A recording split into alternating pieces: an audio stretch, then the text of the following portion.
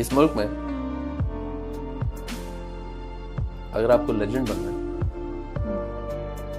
जब तक आप मरेंगे नहीं तब तक आप लेजेंड नहीं बने। कितने अफसोस की बात है, कितने अफसोस की बात है। कितने ऐसे लोगों को हमने गवा दिए, और उनको हमने कभी अप्रिशिएट नहीं किया था। मरे हाँ यार बहुत अच्छा था, उसकी तो क्या ही बात, उससे तो शख्स ही नहीं था, उस जैसा शख्स नहीं है, उसकी सोहबत अच्छी है।